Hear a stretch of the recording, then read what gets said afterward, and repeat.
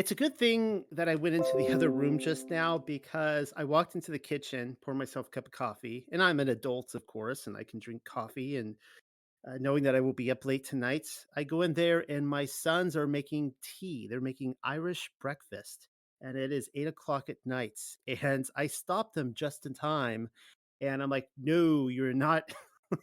You are not having Irish breakfast at 8 o'clock at night. So I was able to get them a non-caffeinated tea. So hopefully we will all be sleeping better tonight.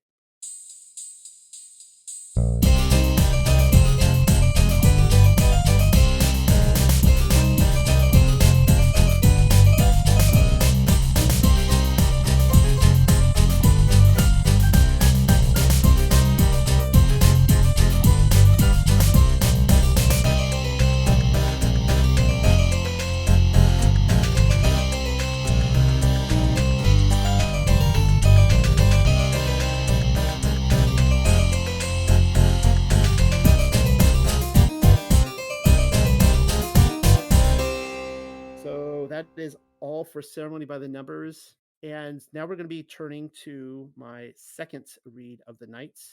And this is Nobody Clubbed Nancy Kerrigan. And I know this is like one of those issues where people get so caught up in the drama and the nostalgia. This is fighting words. They're going to argue with me. But I think you guys will find that the entire narrative is stunningly, unbelievably ridiculous and, shoved in her face. And back in 1994, none of us thought like this.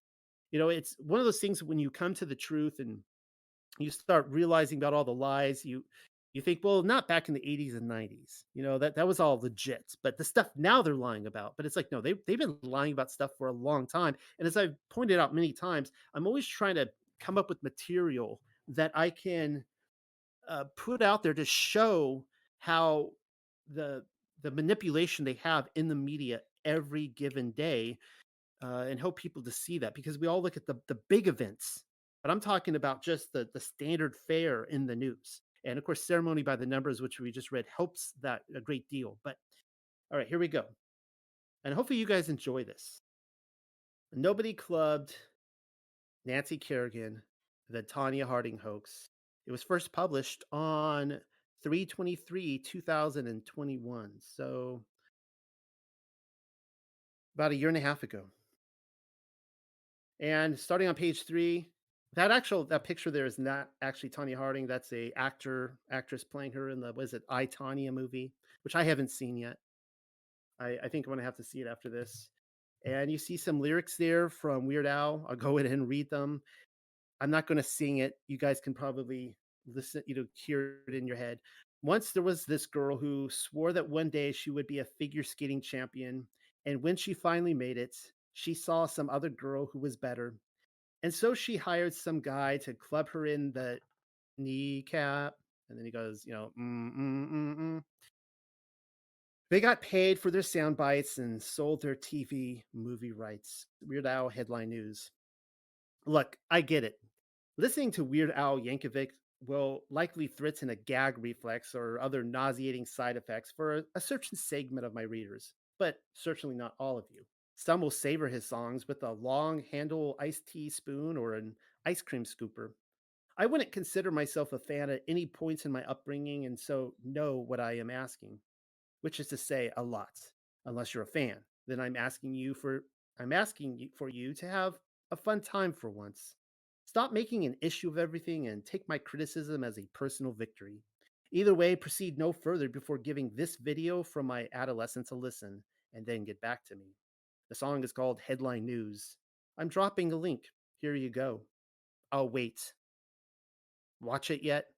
Good. I'm assuming several minutes of your life has already passed, which you can never take back, and now have inside knowledge on where I am going with this. Seriously, I owe you one. Thanks for giving it your all when showing up to class. The last time I'd seen that video was probably on VH1 sometime in the 90s, but that was before I had woken eyes. They hide the truth in plain sight all the time and then lie about it, by which Weird Al's music video is no exception. Allow me to elaborate. I went ahead and took a series of screenshots to help out with the explanation. For those of you who hope to slide by without watching the music video, it took me all morning. You're welcome. Weird Al's narrative involves a theater of all places. We see a shirtless midget with an usher hat handing out playbills to an audience, telling us that everything which is about to unfold is not only played by actors, but it is already scripted. Weird Al is seated in the orchestra pit, being the soundtrack to our lives and all. Behind him is a curtain.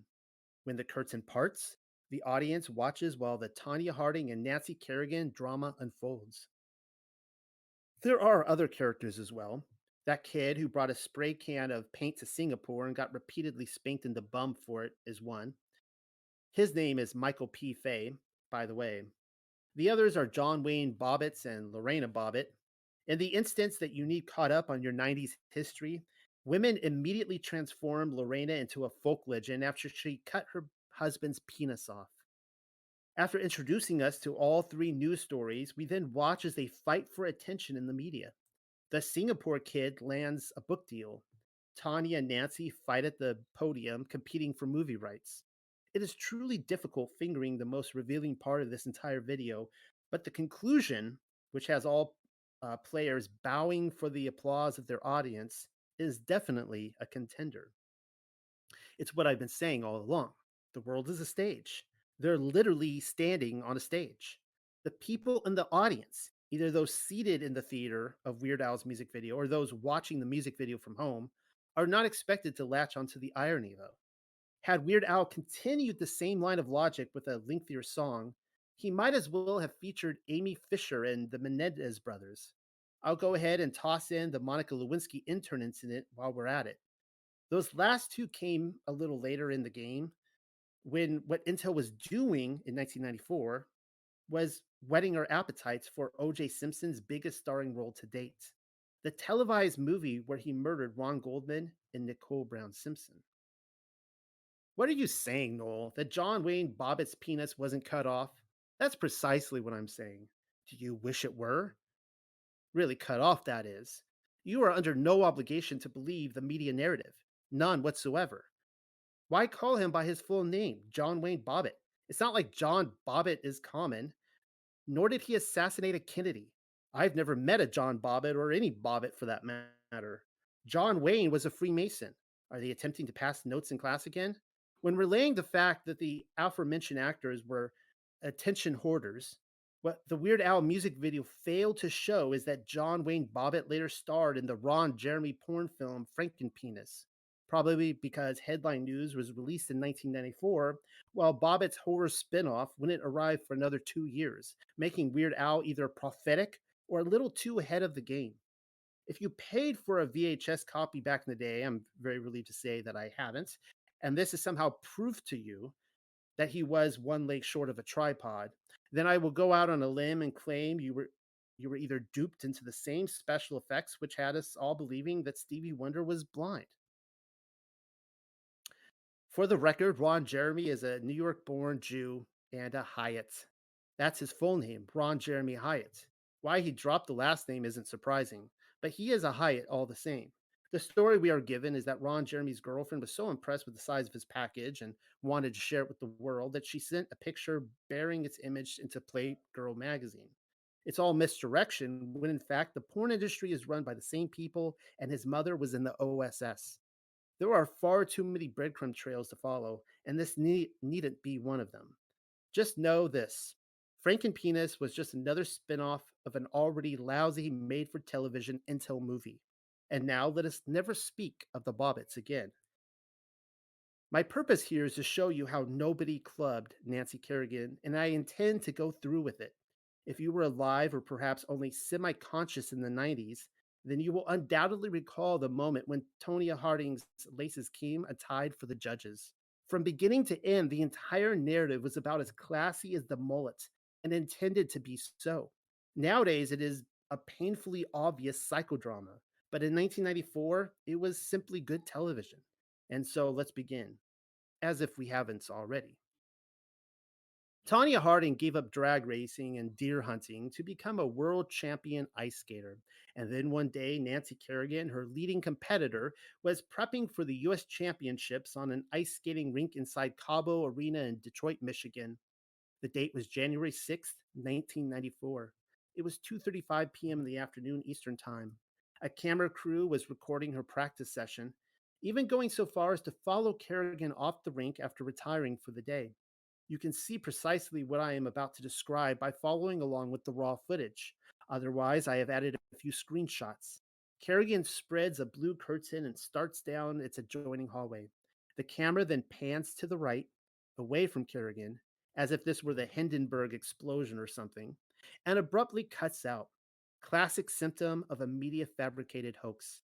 The camera will not turn on again until every actor is in position and the screams let out.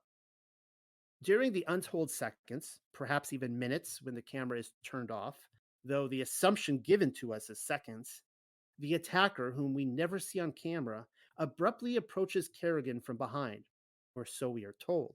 He extends a 21-inch collapsible police baton, strikes her lower right thigh in the whereabouts of the kneecap, and then makes his escape, using the club to smash through a locked glass door. Keep watching the footage, and one witness claims the man carried a crowbar and smashed through a window. Already, the witnesses do not agree, but will give her a free pass.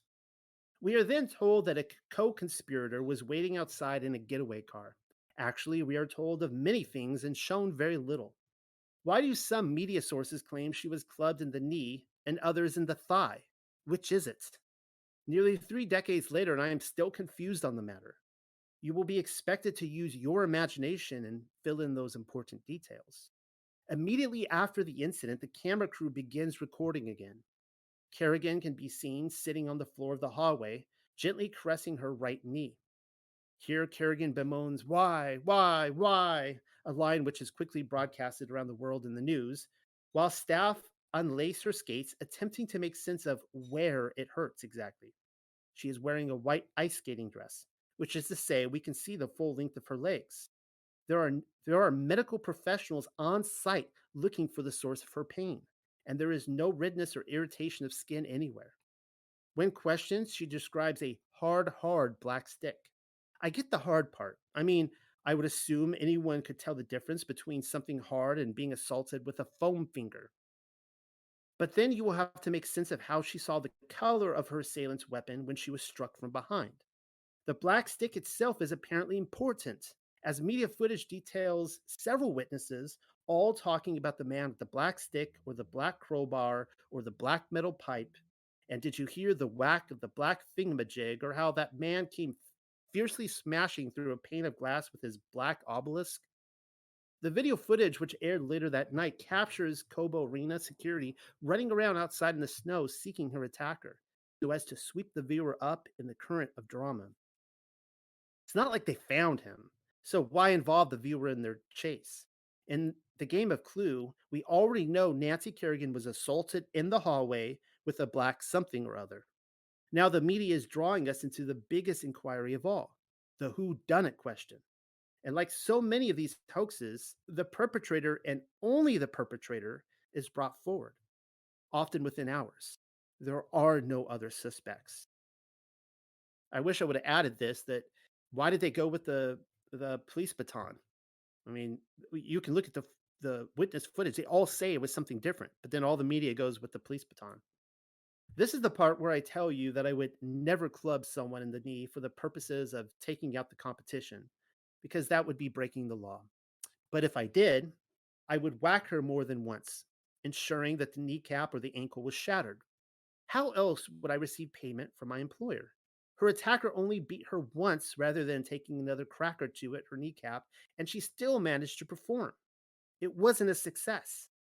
How many seconds do you suspect it takes to swing a baton? I figure I could get in a whack or two after the first scream and still make the getaway.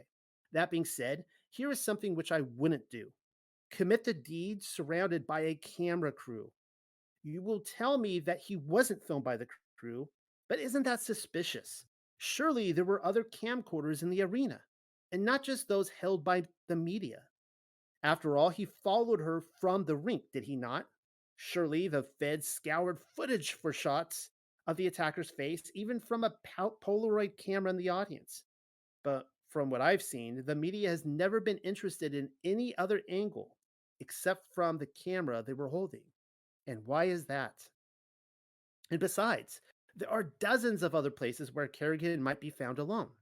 Better places. I mean, why not play the part of a burglar and break into Kerrigan's home, thereby painting her injury as if it were simply a response to being discovered in the act of thievery? Because even burglars need to defend themselves.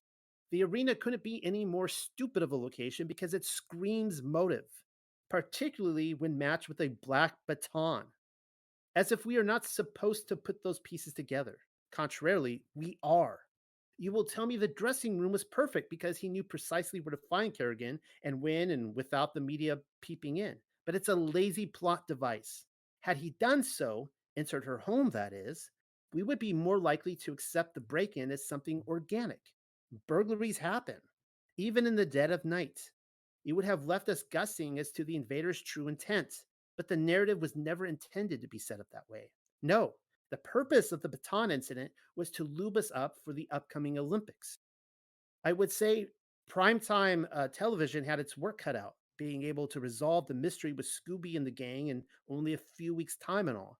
But the package was delivered to the media much as you'd imagine IKEA furniture. The pieces were already in place. All they had to do was assemble them together and then give each screw an extra tighten with the wrist so as to ensure the legs didn't wobble for the history books. The motive was so obvious from the get go and as smooth as the Zamboni on a baby's bottom. Kerrigan was being taken out of the tournament. Thus, fierce competition and the lust for fame and fortune led to a pretty little ice skater getting clubbed in the whereabouts of the kneecap or the thigh.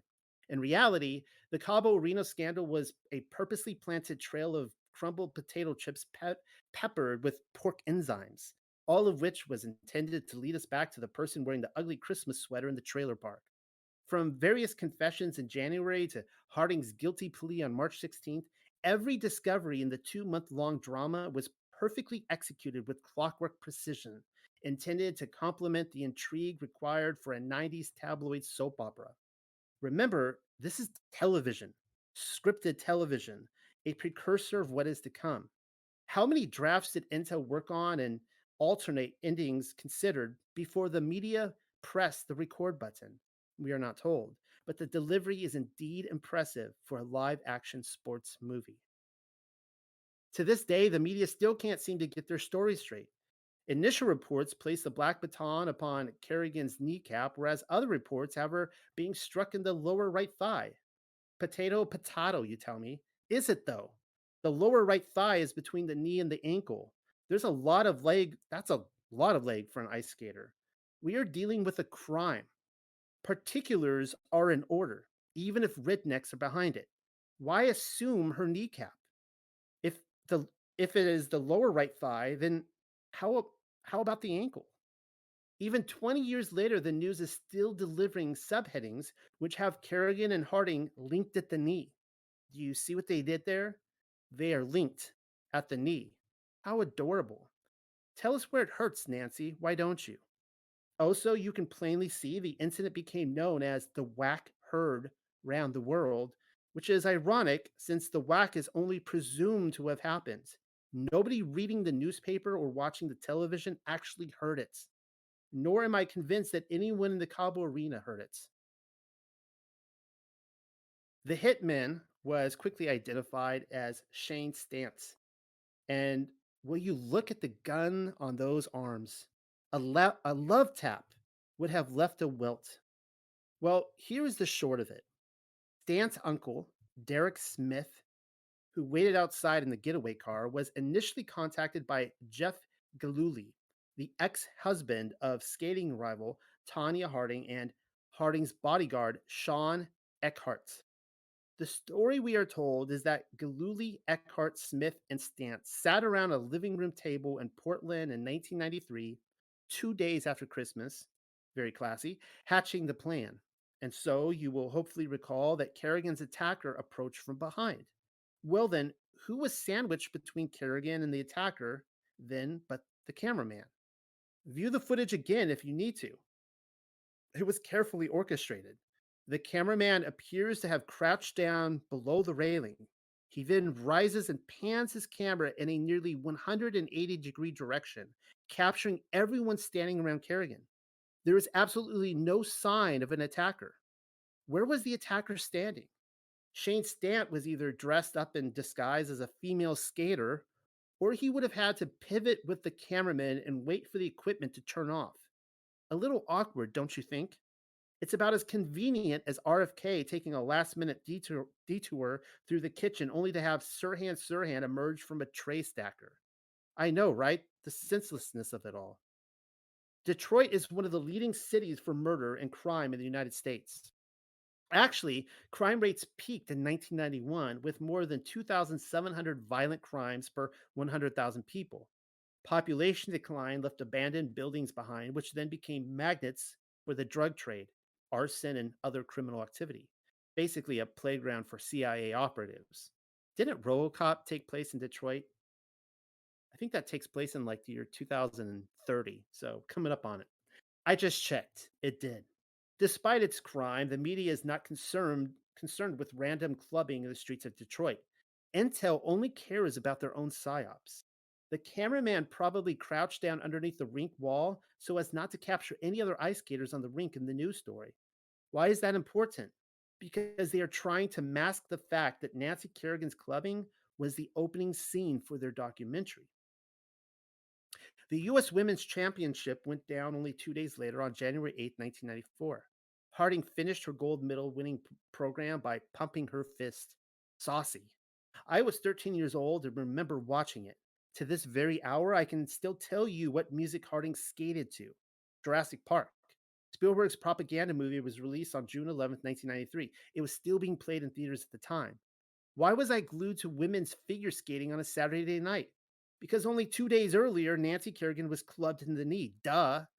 I will speak for America when claiming my family had no other interest in women's figure skating except to watch an unfolding psychodrama. Seconds before starting her gold medal winning program, and I still remember this, NBC broadcasted Tanya Harding's horoscope. A little strange, don't you think? Were any other horoscopes broadcasted that night? You tell me. Perhaps not so strange when you consider its fortune, which reads: a long cherished goal moves within you. You feel elated. The outside resources or talents you need are available. Your leadership skills put you ahead of the pack. You see, they're already dangling the pork chops. This should tell you something. Horoscopes are written by astrologers, some of whom are printed up on the knock list. If Intel wanted to screw with your head in the 90s, they'd write your fortune, have it printed up in the Los Angeles Times, and then play the part of your shrink after you went woodpecker over it. Nowadays, they have AI to do the exact same thing, predestination at its finest. The horoscope came amid calls for Tonya Harding to bow out of the Olympics. Why am I not surprised to learn they allowed her to perform, but then stripped her of her medal afterwards? During a January 11th interview with Harding, CBS affiliated sports broadcaster Ann Schatz asked if she had considered someone she knew as being involved in the attack. And why wouldn't she? As we have already seen, the attack was set up that way from the start. Meanwhile, notice how Michelle Kwan was never suspected?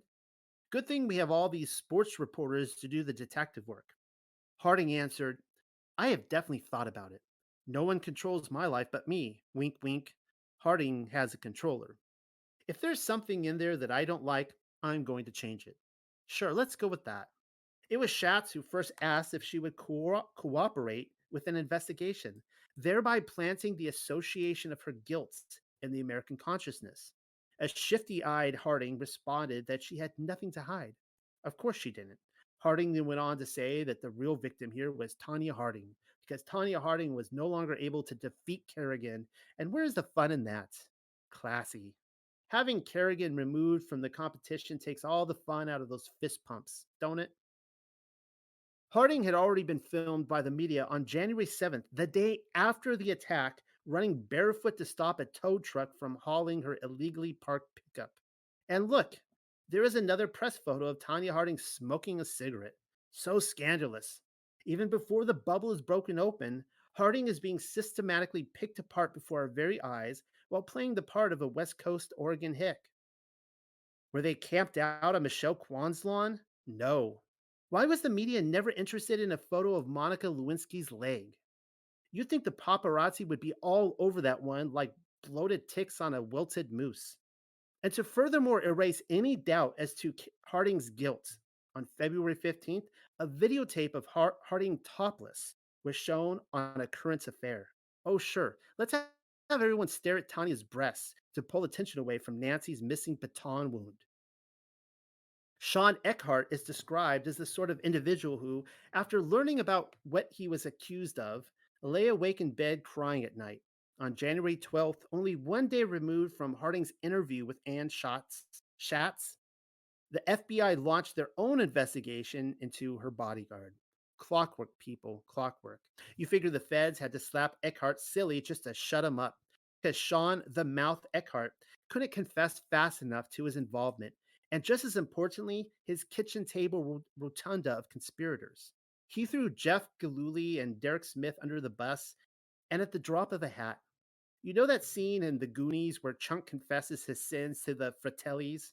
Okay, I'll talk. In third grade, I cheated on my history exam. In fourth grade, I stole my uncle's Max's toupee, and I glued it on my face when I saw Moses in my Hebrew school play. I screwed that up, but you guys know what I'm talking about. This is precisely what it was like for the investigators at Watergate as well. Confessions were practically arriving like corporate fruit baskets. Perhaps Eckhart is a distant cousin of Deep Throat. The 300-pound 26-year-old worked out of his parents' home, reportedly in the basement, and drove a 1976 Mercury with a missing hubcap. His resume listed him as quote unquote counter-terrorist specialist, executive security consultant, certified parachutist, and college lecturer, unquote, all of which was filled with misspellings.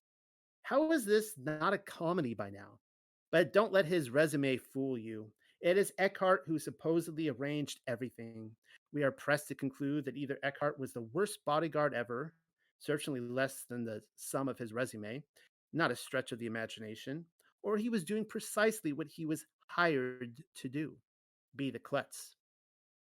When the media repeatedly reminds you that Eckhart boasted of overseeing an international special operations force or something to that effect, what they ultimately want you to know is that his delusions of espionage played a huge part in the assault on Kerrigan.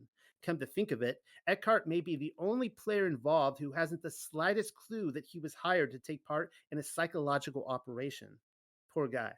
If so, then Intel set Eckhart up to take the hit. Eckhart and Smith were arrested only one day after his interrogation. The real sleaze bucket in the story is Jeff Gillooly, a conveyor belt operator. And though they were only married from 1990 until 1993, he also dabbled as Tonya Harding's skating manager even after they divorced.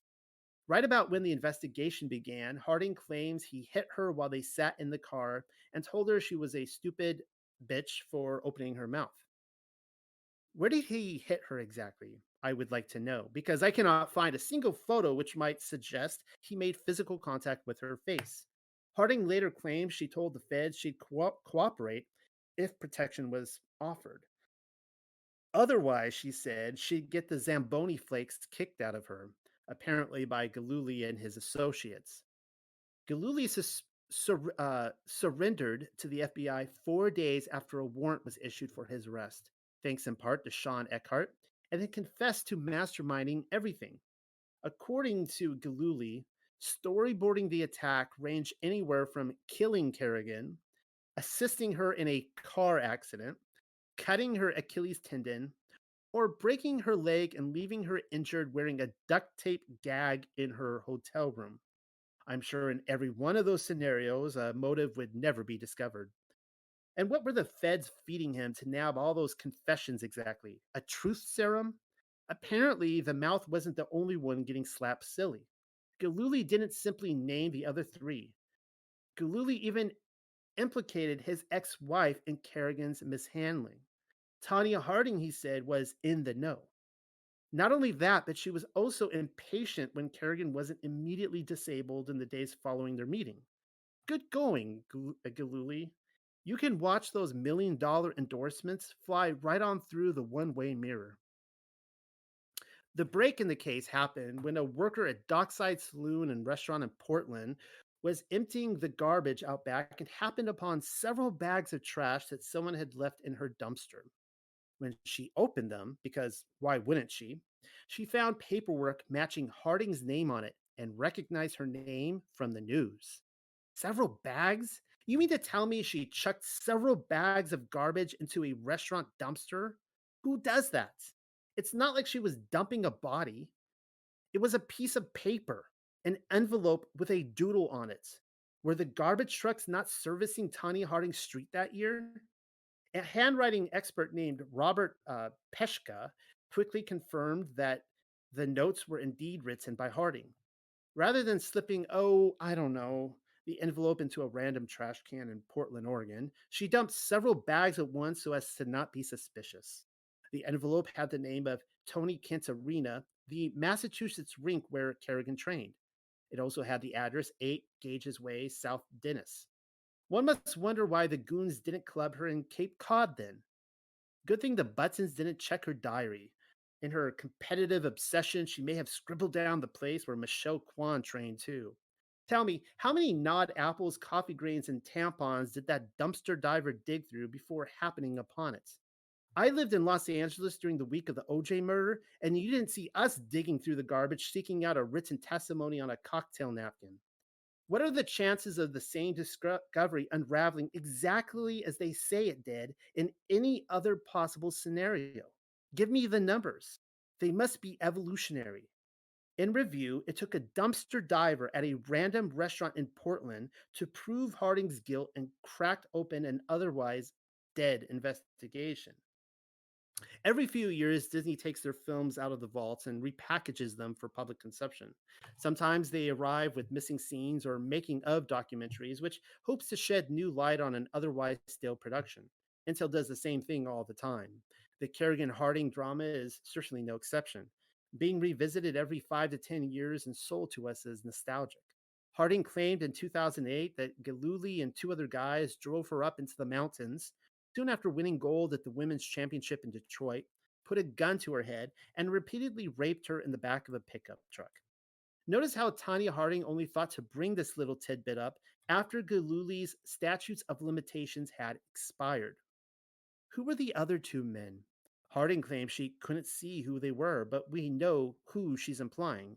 There were four other co conspirators, all male, and we can easily deduce that her bodyguard wasn't one of them because 300 pounds doesn't exactly go unnoticed. Also, you'd think the feds would have followed them around by this point.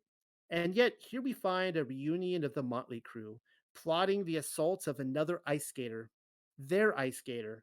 What a bunch of ignoramuses. I'm confused as to whose side Galuli is on. Didn't he want Tanya Harding to win? This isn't exactly what one would call a motivational speech. Certainly not in any sports movie I've ever watched. The entire point of this operation, I thought, was to fill their pockets via corporate endorsements, and Galuli had put all his chips on the ex wife. This isn't how you win the game, Galuli, unless we're outright dealing with a handler. It is about this time when the topless videotape of Harding emerged on A Current Affair. Probably not the sort of movie that would land Harding on a box of cereal. Did she form a lawsuit? No, she didn't. On July 26, 1994, the same year, several months after the clubbing incident, Harding and Galuli mutually sold the 35-minute sex tape to Penthouse magazine.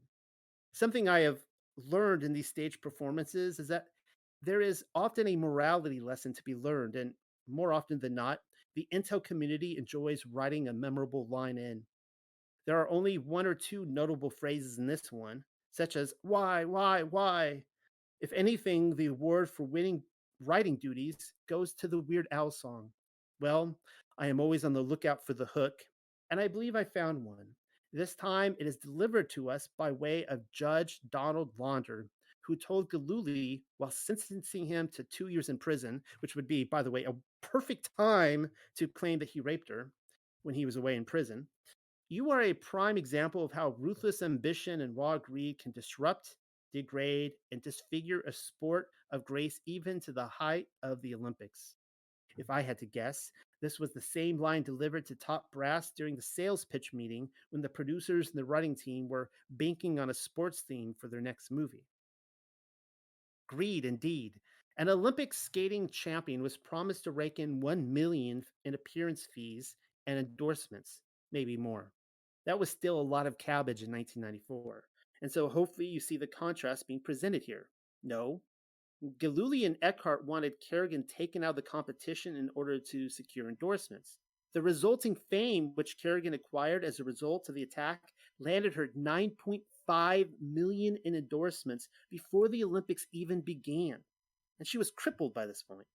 Also, the Olympic Committee chose Kerrigan as the second member of the United States ice skating rink or team, directly behind Harding, despite the fact that she hadn't even qualified. Even more importantly, she was still recovering from her injury. A knee injury is extraordinarily and exquisitely painful, and to an ice skating dancer, it would have been career ending. We are told her immediate return to the sport came on the basis that she didn't know how badly she was injured while screaming in the hallway. Am I to believe that? Had this been an actual kneecapping assault, she would have required surgery and hours of physical therapy.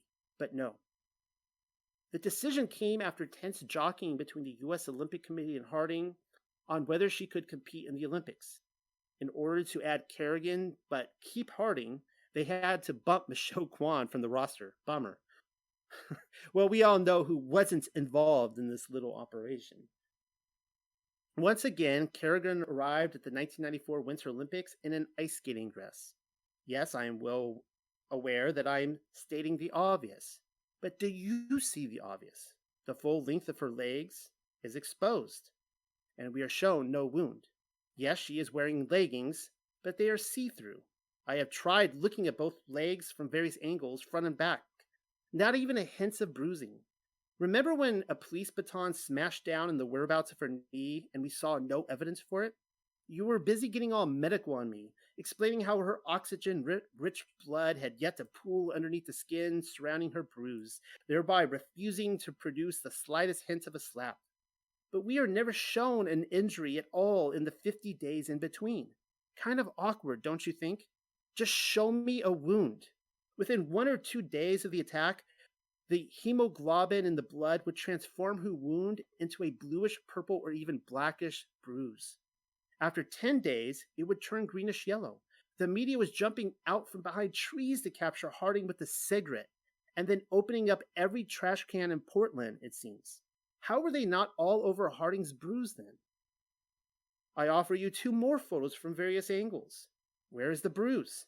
It can't possibly be a lighting issue. Do me a favor and commit to an image search for police brutality and baton strikes. You will find gashing wounds and blood all over the place. Blackened skin, broken bones, and stitches.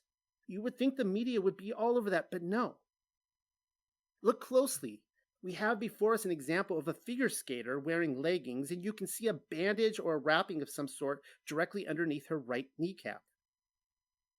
Yes, she is wearing leggings, but not everything is hidden. Perhaps somebody wanted her out of the competition for all I know, and she was clubbed on her way to the dressing room. I wasn't there. I haven't the faintest clue how she was injured, but clearly there is some sort of bandage underneath her leggings. Nothing of the sort can be found with Kerrigan. Assuming it was even possible for Kerrigan to compete with the greatest skaters in the world and still pull off a silver medal after incurring such an injury, the welt from a 21-inch collapsible police baton is not something that you could so easily hide, even with flesh-colored leggings. I have come prepared to show you some real baton photographs. Just know that I skipped out on the more serious wounds in favor of the most minor cat scratches available. They are on the next page and graphic. Don't say I didn't warn you. So I'll give you a second here just to scroll through and look at these. And by the way, these were the most minor I could find because they get bad. Just a single baton smash to the skin. I told you to be ready. Still went conservative though. In many baton violence photos, There would be blood on the streets. Even when they hit the leg, there's immediate flow of blood. I didn't show those. Well, there's Kerrigan's backside, both sides. And now it cannot be claimed I was holding out on you. The only funny business is her lack of bruising. They look nothing like those baton photos. As if to slap the lack of injury in her face, Kerrigan shared the ice at an Olympic practice session with Harding for the first time since the January 6th attack, wearing the exact same white outfit that she had been assaulted in. Are they showing us the obvious and then asking us to deny it? Sounds like about 1,000 other hoaxes that I've come to know. I said this earlier, and I'll say it again. In 1994, the Harding Kerrigan psyop made for good television. Psychodrama, maybe, but edge of your seat material all the same. Nearly everyone in the free world was tuning in. The ladies' single skating event is the moment when Tonya Harding stopped her entire performance to shed tears of sorrow before the seat of her judges, begging for a reskate. The judges granted her one, and have to give it to her. It was a very convincing performance. Bravo! Harding finished in 8th place, her last dance. Actually, Kerrigan clutched the gold during the short program, but lost the free skate to Oksana Bowell, I guess she's pronounced, in a close and controversial 5-4 decision. Clearly, they were playing this drama out from all angles. CBS television portrayed it as some sort of Cold War East meets West battle on ice, singling out German judge Jan Hoffman for biased judging against America's underdog, Nancy Kerrigan. Leave it to the Olympics to confront tension and settle the fate of the world every 2 to 4 years, as if that's not suspicious. Despite being taken out of the competition only 1 month earlier, Kerrigan skated what she considered to be the best two performances of her life in both the short program and free skate. Not bad for a live psyop. It goes with the career, I suppose. Some people work amazingly well under the heat of the spotlight, particularly ice skaters. She received the silver medal, finishing second to Ukrainian Bowell, with Chinese Chen Li falling in third. Normally, you would think the sports movie would end here. The underdog won. Roll in credits. It is the 1994 Olympics, however, which marked a distinctive shift in the way Kerrigan's personality was portrayed in the news. Turns out the media is the master manipulator, not Jan Hoffman. The moment came when Kerrigan had waited over 20 minutes for Lou to touch up the makeup, which she'd cried off during the competition, and CBS decided to air the silver medalist saying, "Oh, come on. So she's going to get out here and cry again. What's the difference?" Oh dear. Somebody flipped the script. Somebody flipped the script. Honestly, I didn't see that one coming, even in hindsight. The truth apparently is that the delay was due to Olympic officials scouring their tape collection for the Ukrainian national anthem, which is also strange for a $300 million production, but what does that matter? A missing tape is not what Kerrigan was either whispered or scripted to say. The point here is that the media chose to air the comments, and that's no lie. Thus began the spiral of Nancy Kerrigan. Sure, Kerrigan is an underdog story, but it's also the cautionary tale of an American idol incapable of meeting the expectations thrusted upon her. Remember those multi-million dollar endorsements? They were quickly dropped. Kerrigan's spiral continued after she elected not to attend the closing ceremonies at the Olympics, which happens all the time. Initially, her agent claimed this was because Norwegian security had advised her to leave due to death threats, which was later denied. How her agent could have remained ignorant to the fact that she flew to Disney World is anybody's best guess. Unlike Harding's hillbilly crew, Kerrigan's agent was one of the leading marketing agents in the world, not arrogant. While at the Magic Kingdom, the official narrative will tell you time and again, verbatim, that Kerrigan was once again caught on microphone telling Mickey Mouse, "This is dumb. I hate it. This is the corniest thing I have ever done." The serial microphone rambler strikes again. They aired it too. Ridiculous. I used to be a wedding photographer.